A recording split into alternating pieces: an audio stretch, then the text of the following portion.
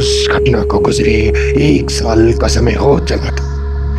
बाहर के लोगों के लिए ये एक कहानी बन गई थी और घर के लोग इसे धीरे धीरे भुलाने की कोशिश कर रहे थे।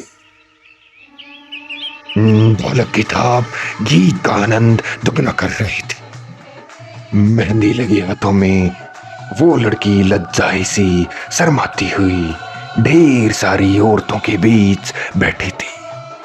आज सरपंच जी की बेटी की मेहंदी की रस्म निभाई जा रही थी, जिसमें आस पड़ोस की सारी औरतें शामिल हुई थी।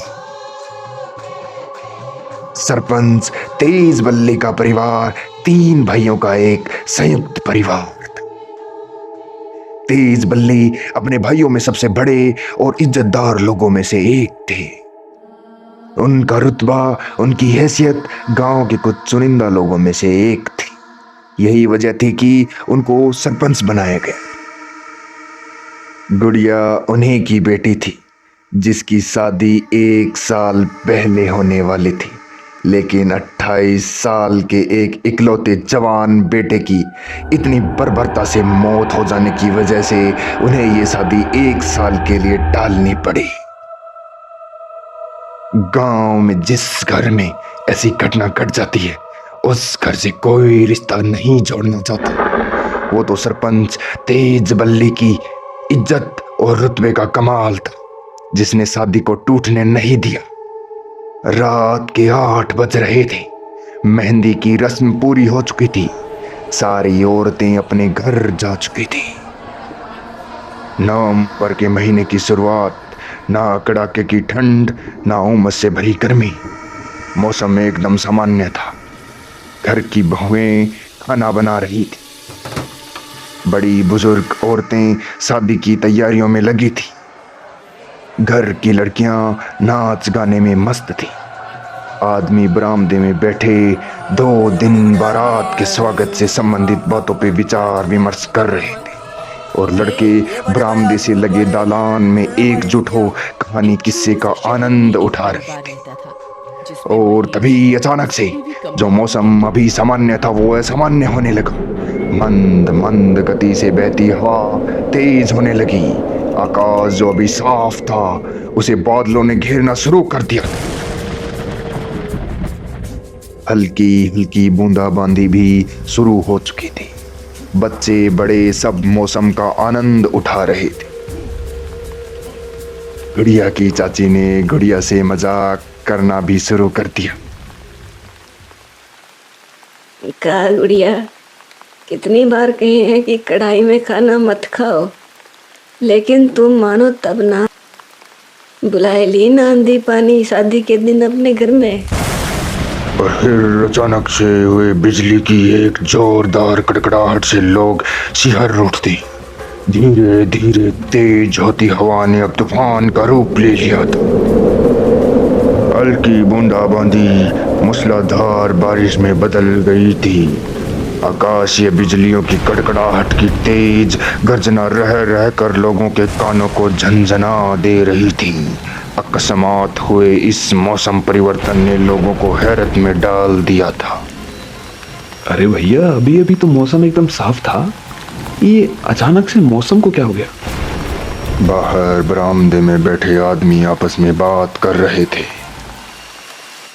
पूरा घर जो अभी थोड़ी देर पहले बिजली की रोशनी में नहाया था, अचानक से अंधेरे की गिरफ्त में आ चुका था। लाइट जा चुकी थी और घर के लोग टॉर्च जलाकर लालटेन आदि से घर को प्रकाशित करने का प्रबंध कर रहे थे।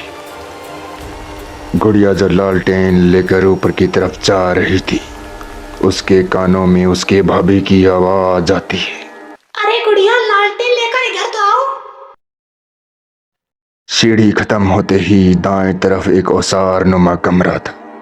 1 साल पहले तक वहीं खाना बनता था, लेकिन जब से राकेश की औरत की मौत हुई थी तब से लोग वहां खाना बनाना बंद कर एक नया रसोई घर बनवा लिए थे। कारण वो जगह राकेश की औरत की पसंदीदा जगह थी और उसकी मौत के बाद लोग उस जगह पर जाने से डरने लगे थे। कुछ महीने पहले तक दिन का खाना वहीं बनता था, लेकिन फिर लोगों ने धीरे धीरे वहां दिन का खाना बनाना भी बंद कर दिया था। गुड़िया ने चारों तरफ नजर दौड़ाई, लेकिन उसे कोई नहीं दिखा। मन को वहम समझ वो आगे बढ़ रही थी कि उसके कानों में फिर वह आवाज गूंजी। गुड़िया लालटेन लेकर तनिक यहाँ तो आओ। देखो यहाँ कितना अंधेरा है, हमें कुछ दिखाई नहीं दे रहा। वो आवाज सुन वो ठिठक जाती है। अरे ये तो भाभी की आवाज़ है, लेकिन वो सारे में क्या कर रही है? वो लालटेन ले आवाज लगाती है। भाभी भाभी कहाँ हो आप? लालटेन की कम लो होने की वजह से उसे साफ साफ नहीं दिख रहा था।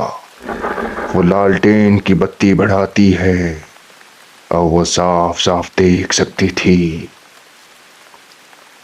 एक औरत मिट्टी के जलते हुए चूल्हे के पास उल्टा मुंह करके बैठी हुई थी।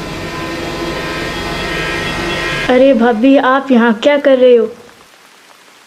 यह कहते हुए वह उसका कंधा पकड़कर जोर से हिलाती है। उसके झचकोरने पर वह औरत उसकी तरफ मुंह करती है, गुस्से से फुफकारती हुई। पूरी तरह से जल चुके चेहरे के साथ बिना आंखों वाली चुड़ैल को देख के गुड़िया की चीख निकल जाती है और इसी के साथ लालटेन उसके हाथ से छूट जाता है।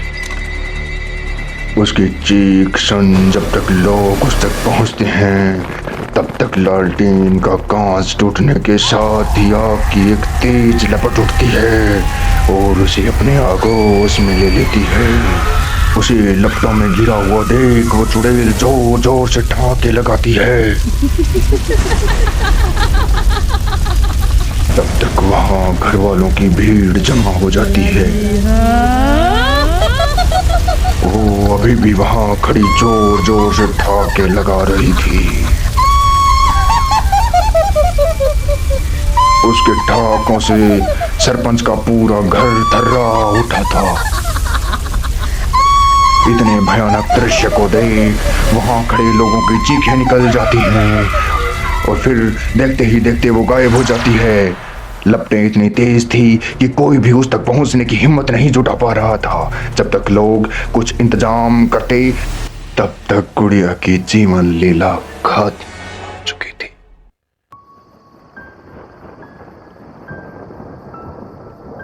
लाइट आ चुकी थी, पानी तूफान सब बंद हो चुका था।